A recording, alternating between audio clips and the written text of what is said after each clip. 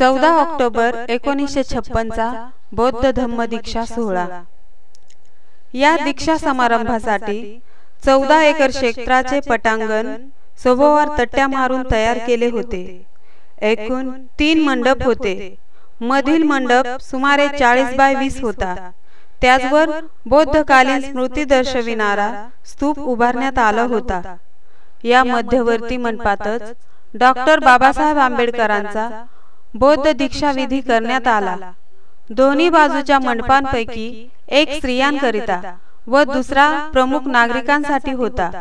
मध्यवर्ती मंडपासमोर वृत्तपत्रांच्या वार्ताहरांकरिता खास बसण्याची सोय केली होती। स्वदेशी व परदेशी मिळून जवळजवळ 30 वार्ताहर व फोटोग्राफर्स हजर होते। मंडपावर व विस्तीर्ण पसरलेल्या मैदानात ठिकठिकाणे बौद्ध धर्म निशाणे फडकत होती। 5 लाखांवर उपस्थिती। डॉक्टर बाबासाहेब आंबेडकर हे महास्तवीर भिक्खू चंद्रमणी यांचे समवेत सकाळी 9:30 ला समारंभ स्थळी आले। तोपर्यंत संपूर्ण मंडप भरून गेला होता। अंदाजे 5 ते 6 लाखापर्यंत जनसमुदाय उपस्थित झाला होता। त्यापैकी जवळजवळ 3 ते 4 लाख लोक बाहेरगावचेच होते। त्यावेळी भगवान बुद्ध की जय, बाबासाहेब करे पुकार, बौद्ध धर्म का करो स्वीकार अशा घोषणांनी वातावरण दुमदुमून गेले। व्यासपीठावर अग्रभागी एका मेजावर बुद्धाचा ब्रॉन्झचा पुतळा ठेवण्यात आला होता व त्याचे दोन्ही बाजूला एक सिंह होता व समोर ऊत प्रज्वलित होत होता।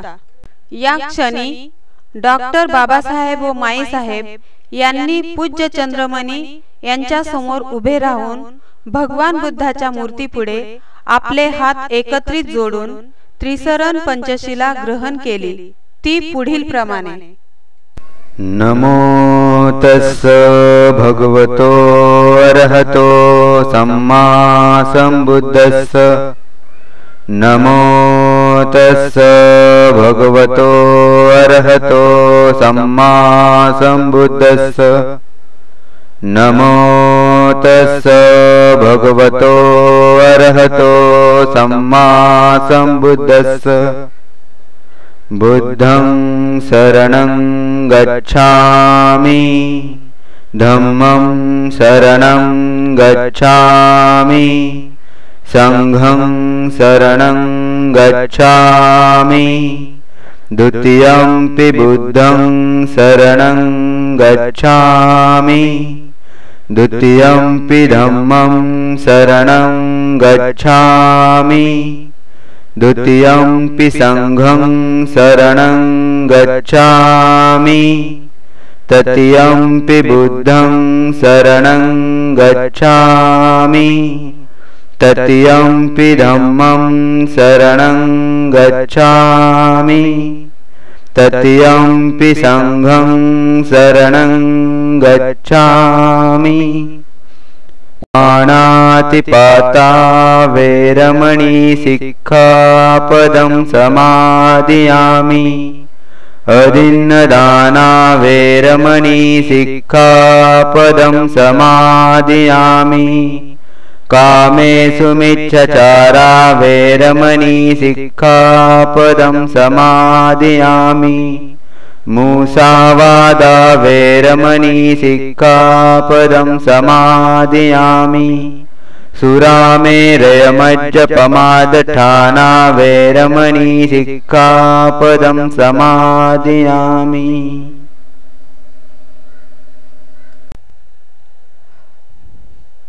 बुद्धाच्या चरणी। शेवटी उभयतांनी भगवान बुद्धाच्या प्रतिमेस स्वच्छ कमलांचा पुष्पहार अर्पण केल्यावर डॉक्टर बाबासाहेब आंबेडकरांनी प्रत्यक्षात आपले मस्तक भगवान बुद्धांच्या चरणी ठेवून 3 वेळा वंदन केले। यानंतर त्रिसरण पंचशील मराठीतून झाले। पुढे बाबासाहेब म्हणाले, बंधू भगिनींनो, अनुग्रह आता तुम्हाला मराठीतही समजला आहे।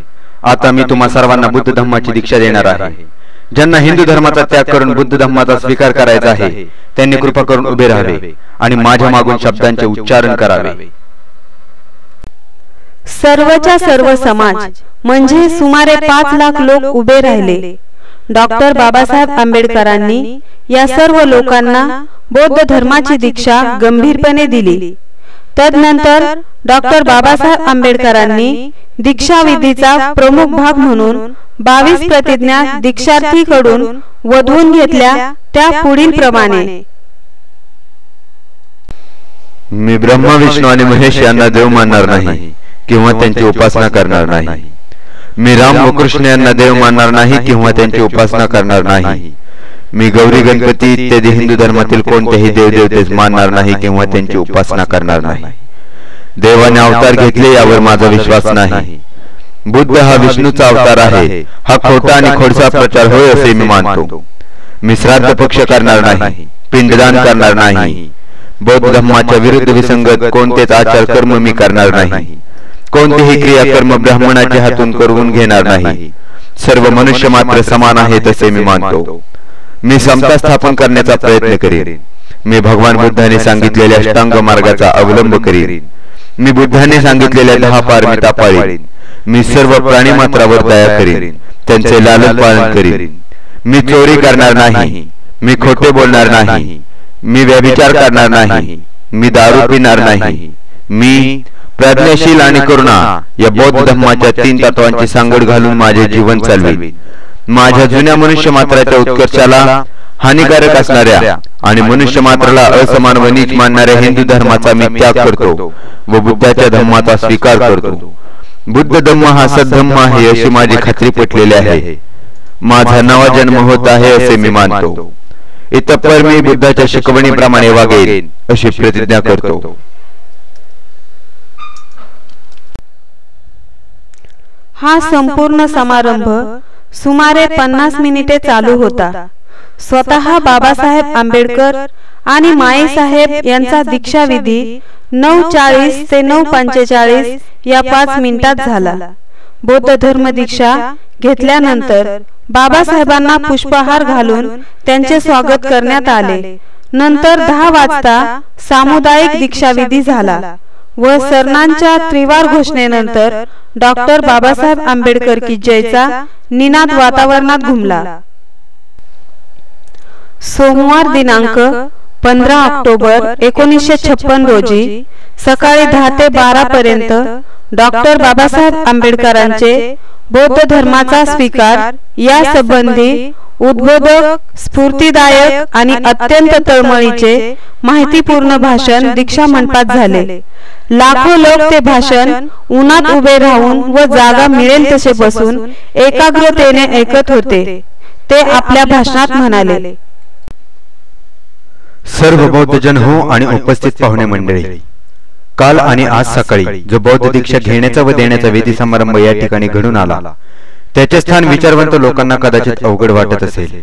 त्यांच्या व माझ्याही मताने कालचा समारंभ आज व आजचा समारंभ काल व्हायला पाहिजे होता.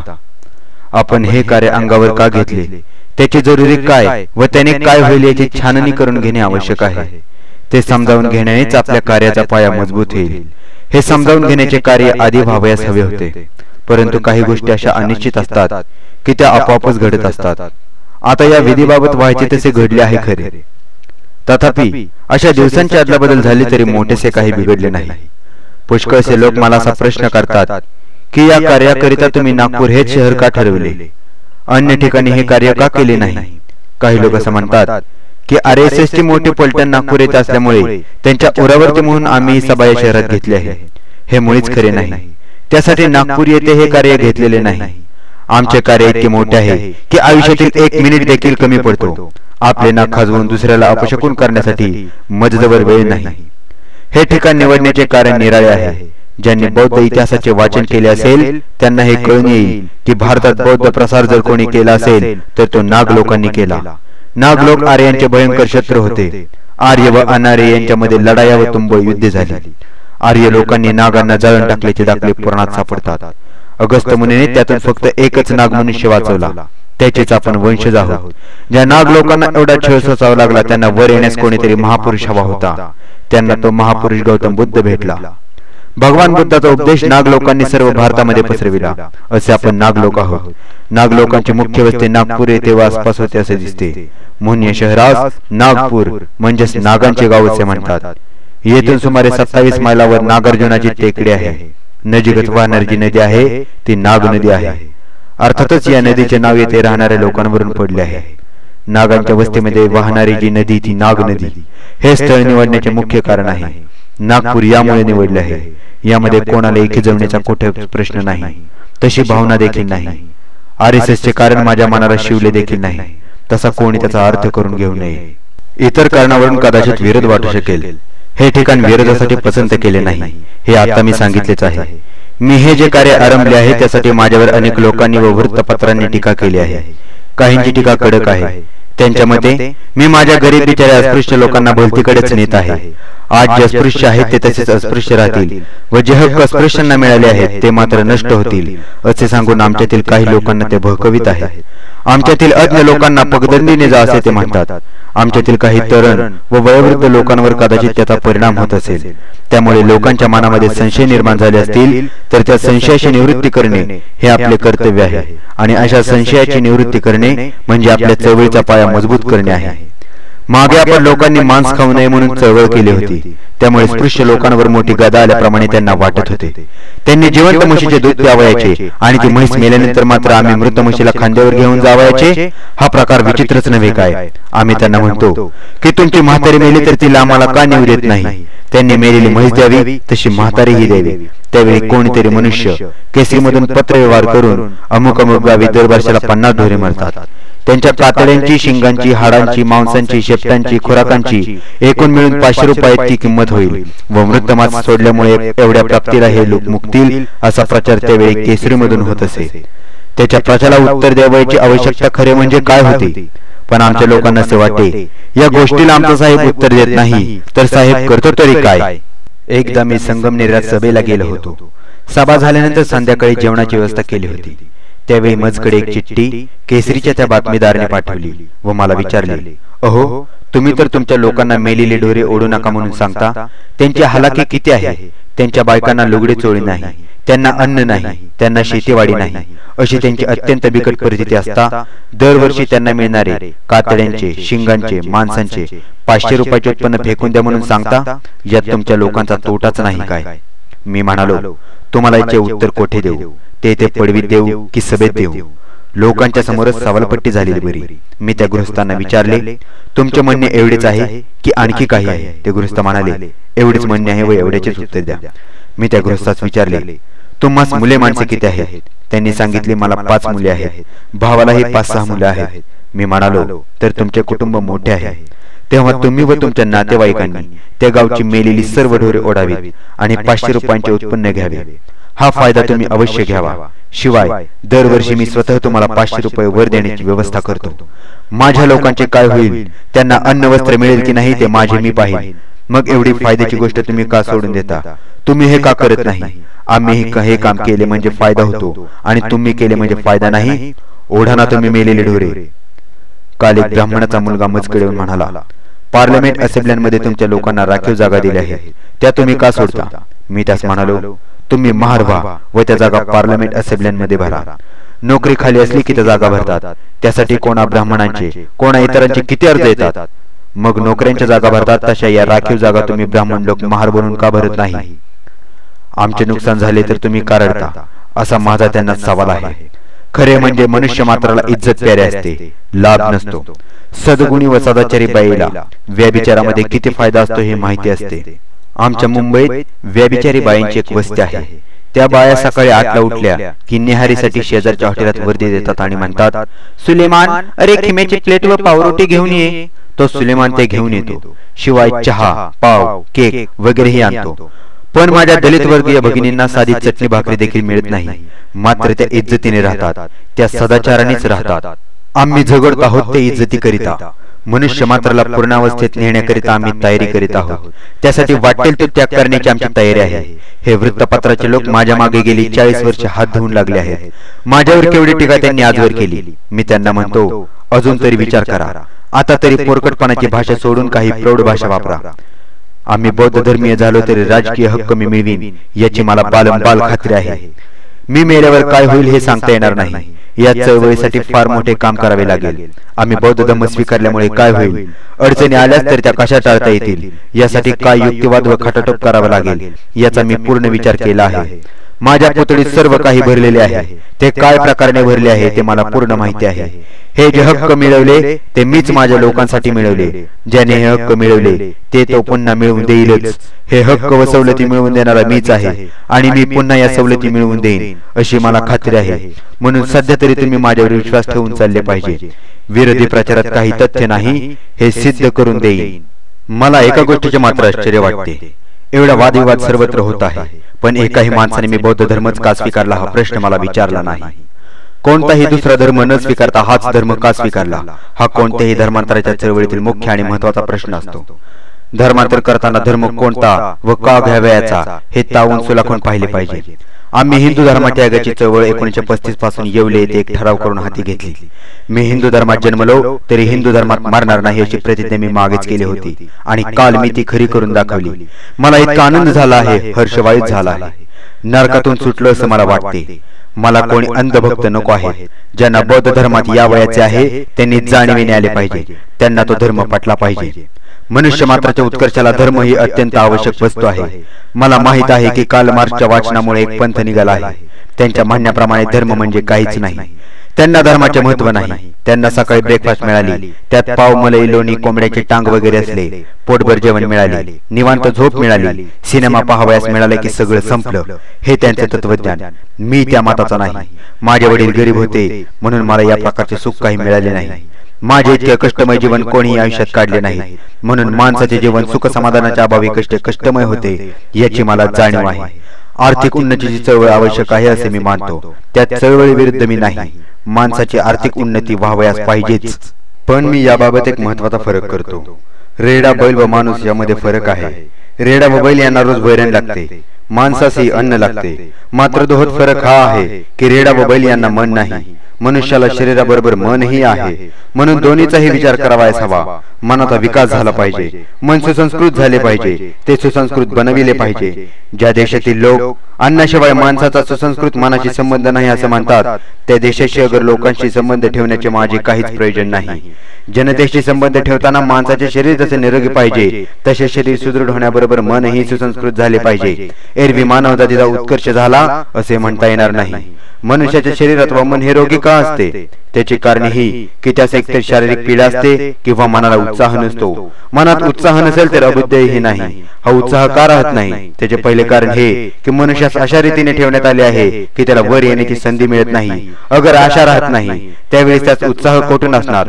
तो रोगीच असतो. ज्या माणसाला आपल्या कृतीचे फळ मिळू शकते त्यास उत्साह प्राप्त होतो. नाहीतर शाळेत शिक्षक असे म्हणू लागला की कोण रे हा तर महार, आणि हा महारडा पहिल्या वर्गात पास होणार, याला प्रथम श्रेणी कशाला पाहिजे? तू आपला तृतीय श्रेणीतच राहा. पहिल्या वर्गात येणे हे ब्राह्मणाचे काम. अशा व्यवस्थेत त्या मुलाला काय उत्साह मिळणार? त्याची उन्नती काय होणार? उत्साह निर्माण करण्याचे मूळ मनात आहे. ज्याचे शरीर व मन धडधाकट असेल, जो हिंमतबाज असेल, मी कोणत्याही परिस्थितीतून जगून बाहेर पडेल असा ज्याचा विश्वास वाटतो, त्यामध्येच उत्साह निर्माण होतो व त्याचाच उत्कर्ष होतो. हिंदू धर्मात अशा काही विलक्षण तत्व प्रणाली ग्रंथित केली आहे की त्यापासून उत्साहच वाटत नाही. माणसाला निरुत्साही करून टाकणारी परिस्थिती हजारो वर्षे टिकली तर जास्तीत जास्त कारकुनकी करून पोटे भरणारे लोक होतील. या पलीकडे दुसरं काय होणार? या कारकुनांचे रक्षण करावयास मोठा कारकुन पाहिजे. मनुष्याच्या उत्साहाला काही कारण असेल तर मन. तुम्हाला मिलचे मालक माहिती आहे. ते गिरण्यांवर मॅनेजर नेमतात व त्यांच्याकरवी मिलमधील कामे करून घेतात.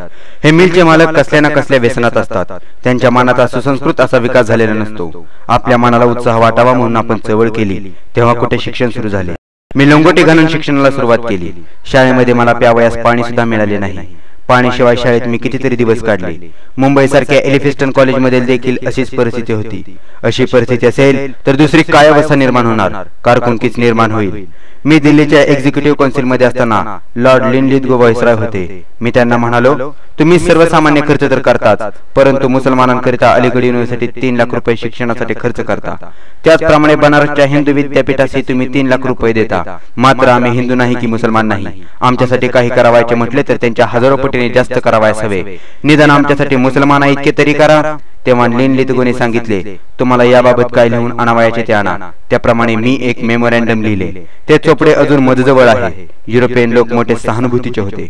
त्यांनी माझे म्हणणे मान्य केले. पण घोडे जे पेंड खाऊ लागले ते हे पैसे कोणत्या गोष्टीवर खर्च करायचे त्यावर. त्यांना वाटत होते आमच्यातील मुली शिकलेल्या नाहीत, त्यांना शिक्षण द्यावे, त्यांची बोर्निंगे काढावी, त्यावर पैसे खर्च करावेत. आमच्यातील मुलींना शिकविले व सुशिक्षित केले तरी त्यांना वेगवेगळ्या पक्वानांचे पदार्थ करावयास घरी सामान कोठे आहे. त्यांच्या शिक्षणाचा शेवटी परिणाम काय? इतर गोष्टींवरील रक्कम सरकारने खर्च केली व शिक्षणावरील अडवून ठेवली. म्हणून एके दिवशी मी लिनलिथगोकडे गेलो आणि या शिक्षणावरील खर्चाबाबत म्हणालो, तुम्हाला राग येणार नसेल तर एक प्रश्न विचारतो. मी एकटा 50 ग्रॅज्युएटच्या समान आहे की नाही? ते त्यांना मान्य करावे लागले. नंतर मी पुन्हा विचारले, याचे कारण काय? ते म्हणाले, ते कारण आम्हास माहित नाही. मी म्हणालो की माझी विद्वत एवढे मोठे आहे की मी राजवाड्याच्या टोकावर जाऊन बसू शकतो. मला अशी माणसं हवी आहेत कारण तेथून सर्वत्र टेहाणी करता येते. आमच्या लोकांचे संरक्षण करायचे असेल तर अशी पारद निर्माण करणारी माणसं निर्माण झाली पाहिजेत. कारकून काय करणार? त्या सर्षी लिनलिथगोस माझे म्हणणे पटले व त्या वर्षी 16 विद्यार्थ्यांना विलायतेत उच्च शिक्षणासाठी पाठवण्यात आले. त्या 16 जणांपैकी काही मडकी जशी कच्ची काही पक्की असतात त्याप्रमाणे काही कच्ची काही पक्की निघाली. ही गोष्ट निराळी. पुढे राजगोपालाचारी यांनी ही उच्च शिक्षणाची योजना रद्द करून टाकली. या देशात आम्हाला हजारो वर्षे निरुत्साही करून ठेवेल अशी परिस्थिती आहे. ही परिस्थिती जोपर्यंत आहे तोपर्यंत आपल्या उन्नतीबद्दल उत्साह उत्पन्न होणे शक्य नाही. या बाबतीत या धर्मात राहून आम्ही काहीच करू शकत नाही. मनुस्मृतीमध्ये चातुर्वर्ण्य सांगितले आहे. चातुर्वर्ण्य व्यवस्था ही मनुष्य मात्राच्या उत्कर्षाला अत्यंत घातक आहे. मनुस्मृतीत लिहिले आहे की शूद्रांनी फक्त सेवा चाकरी करावी, त्यांना शिक्षण कशाला? ब्राह्मणाने शिक्षण घ्यावे, क्षत्रियाने शस्त्र धारण करावे, वैश्याने व्यापार उदीन करावा व शूद्राने चाकरी करावी. ही घडी कोण उलगडू शकेल? ब्राह्मण, क्षत्रिय व वैश्य वर्णाच्या लोकांना काही ना काही फायदा आहे. शूद्रांचे काय? 3 वर्ण सोडले तर इतर जातीत काही उत्साह उत्पन्न होईल काय? चातुर्वर्ण्याची व्यवस्था काही फुकाफुकीची नाही. ही रूढी नाही, हा धर्म आहे.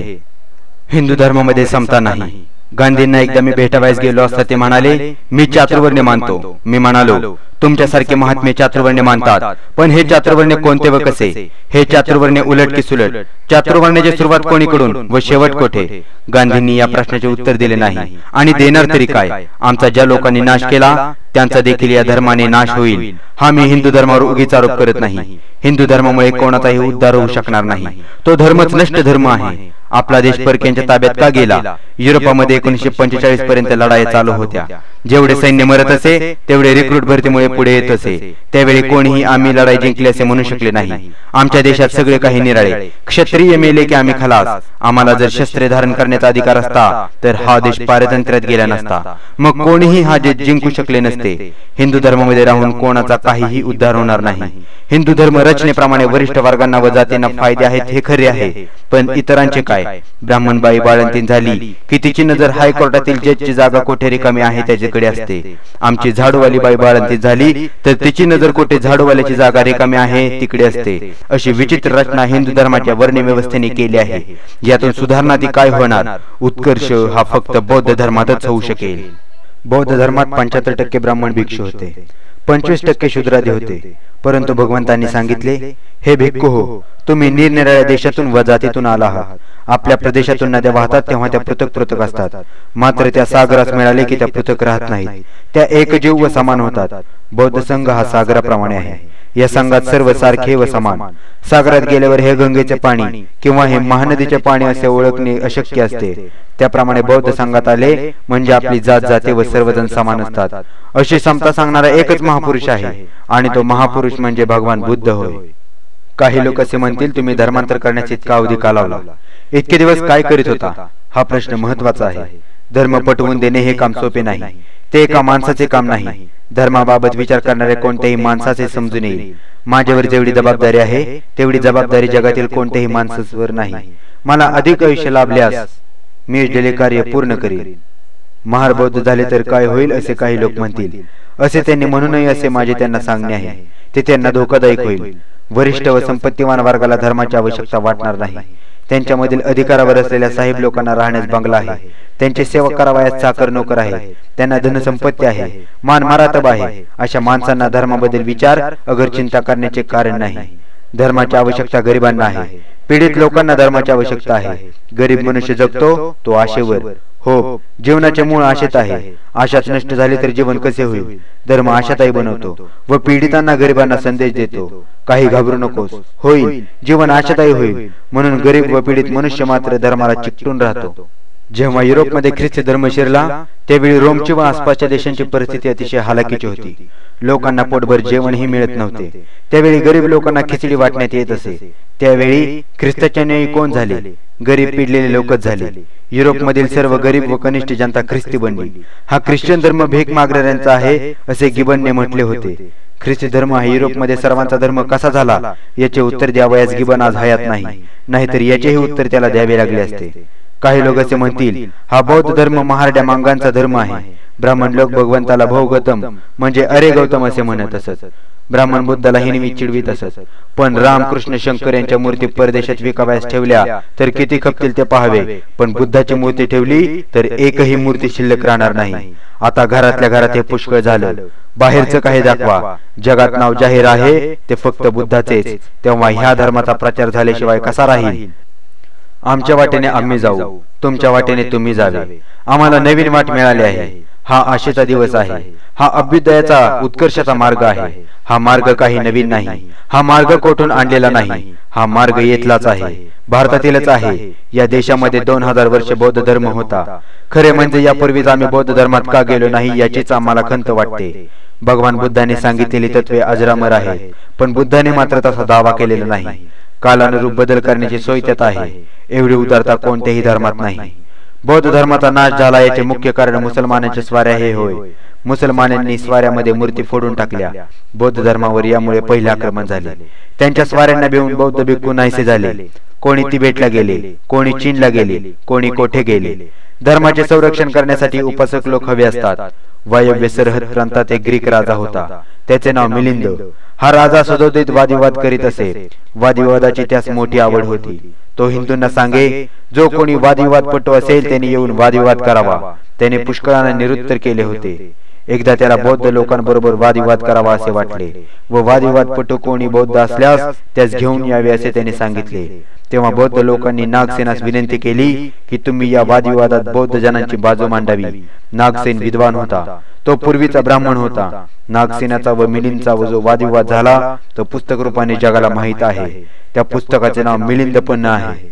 मिलिंदाने असा प्रश्न विचारला की धर्मास ग्लानी काय येते? नागसेनाने त्याचे उत्तर देऊन त्याची 3 कारणे सांगितली. पहिले कारण हे की एखादा धर्मच कच्चा असतो. त्या धर्माचा मूळ तत्वात गांभीर्य नसते. तो कालिक धर्म बनतो व काळापुरताच असा धर्म टिकतो. दुसरे कारण हे की धर्म प्रचार करणारे विद्वान लोक नसतील तर धर्मग्लानी होते. ज्ञानी माणसांनी धर्मज्ञान सांगितले पाहिजे. विरोधकांशी वादविवाद करण्यात धर्माचे प्रचारक सिद्ध नसतील तर धर्माला ग्लानी येते. आणि तिसरे कारण हे की धर्म व धर्माची तत्वे विद्वानांसाठी असतात. प्राकृत व सामान्य लोकांकरिता मंदिरे देऊळे असतात. ते तेथे जाऊन आपल्या श्रेष्ठ विभूतीचे पूजन करतात. आपण बौद्ध धर्म स्वीकारताना ही 3 कारणे लक्षात ठेवली पाहिजेत. बौद्ध धर्माची तत्वे कालिक, काही कालापुरती आहेत असे कोणाशी मानता यावयाचे नाही. आज 2500 वर्षानंतर ही बुद्धाची सारी तत्वे सारे जग मानते. अमेरिकेमध्ये बुद्धाच्या 2000 संस्था आहेत. इंग्लंडमध्ये 3 लाख रुपये खर्च करून बौद्ध मंदिर बांधण्यात आले आहे. जर्मनीत ही 3-4 हजार बौद्ध संस्था आहेत. बुद्धाची तत्वे अजरामर आहेत. तथापि बुद्धाने असा दावा केला नाही की हा धर्म ईश्वराचा आहे. बुद्धाने सांगितले, माझे वडील प्राकृत होते, माझी आई प्राकृत बाई होती. हा धर्म तुम्हाला वाटेल तर घ्यावा. हा धर्म जेव्हा तुमच्या बुद्धीला पटेल तेव्हा तो तुम्ही स्वीकारा. एवढी उदारता तुम्हाला दुसऱ्या कोणत्याही धर्मात सांगितली नाही. बौद्ध धर्माचा मूळ पाया काय आहे? इतर धर्मात व बौद्ध धर्मात फार फरक आहे. इतर धर्मात बदल हा घडून यावयाचा नाही, कारण मनुष्य व ईश्वर यांचा संबंध ते धर्म सांगतात. इतर धर्माचे म्हणणे असे आहे की ईश्वराने सृष्टी निर्माण केली. ईश्वराने आकाश, वायू, चंद्र, सूर्य सर्व काही निर्माण केले. आम्हाला ईश्वराने काहीही करावयाचे शिल्लक ठेवले नाही, म्हणून ईश्वरास भजावे. ख्रिस्ती धर्माप्रमाणे तर मृत्यूनंतर एक निर्णयाचा दिवस, डे ऑफ जजमेंट असतो व त्या निर्णयाप्रमाणे सर्व काही घडते. देव व आत्मा यांना बौद्ध धर्मात जागा नाही. भगवान बुद्धांनी सांगितले, जगात सर्वत्र दुःख आहे. 90% माणसे दुःखाने पेडलेले आहेत. त्या दुःखातून पेडलेल्या गरीब माणसांना मुक्त करणे हे बौद्ध धर्माचे मुख्य कार्य आहे. बुद्धापेक्षा कार्ल मार्क्सने वेगळे काय सांगितले? भगवंतांनी जे सांगितले ते वेड्या वाकड्या मार्गाने सांगितले नाही. बंधूंनो, मला सांगवायचे होते ते सांगितले. हा धर्म सर्वतोपरी परिपूर्ण आहे. त्यास लांछन कोटेच नाही. हिंदू धर्माची अशी काही तत्व प्रणाली आहे की त्यामधून उत्साहच निर्माण होऊ शकत नाही.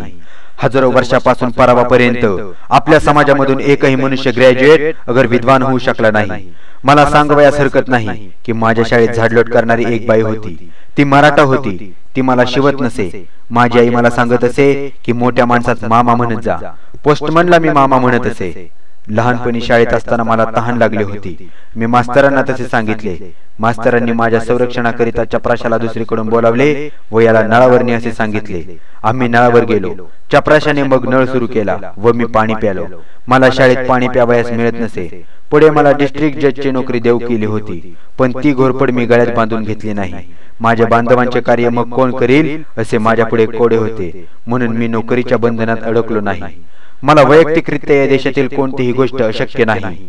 तुमच्या डोक्यावर वैश्य, क्षत्रिय, ब्राह्मण अशी जी उतरंड रचली आहे ती कशी उलटेल व मोडेल हा खरा प्रश्न आहे. म्हणून या धर्माचे ज्ञान सर्व प्रकारे तुम्हाला करून देणे हे माझे कर्तव्य आहे.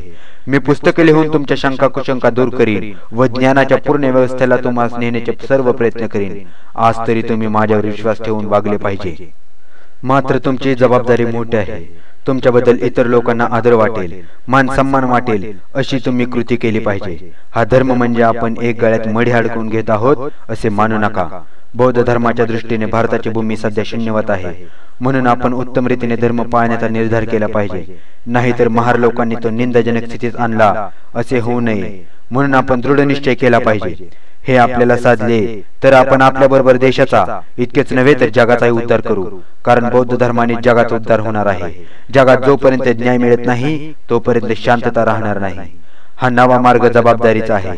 आपण काही संकल्प केला आहे, काही इच्छिलेले आहे, हे तरुणांनी लक्षात घ्यावे. त्यांनी केवळ पोटाचे पाईक बनू नये. आपल्या प्राप्तीचा निदान 20वा हिस्सा या कामी देईल असा निश्चय करावा. मला सर्वांना बरोबर न्यावयाचे आहे. प्रथम तथागतांनी काही व्यक्तींना दीक्षा दिली व त्यांना या धर्माचा प्रचार करा असा आदेश दिला. त्याप्रमाणे पुढे यश व त्याच्या 40 मित्रांनी बौद्ध दीक्षा घेतली. यश हा श्रीमंत घराण्यातील होता. त्यांना भगवंतांनी सांगितले, हा धर्म कसा आहे तर बहुजन हिताय बहुजन सुखाय लोकानुकंपाय धम्म आदि कल्याण मध्य कल्याण पर्यावसान कल्याण. त्यावेळेच्या परिस्थितीप्रमाणे तथागतांनी आपल्या धर्माच्या प्रचाराचा मार्ग तयार केला. आता आपणाला ही यंत्रणा तयार करावी लागेल. म्हणून समारंभानंतर दरेकाने दरेकाला दीक्षा द्यावी. दरेक बौद्ध माणसाला दीक्षा देण्याचा अधिकार आहे असे मी जाहीर करतो.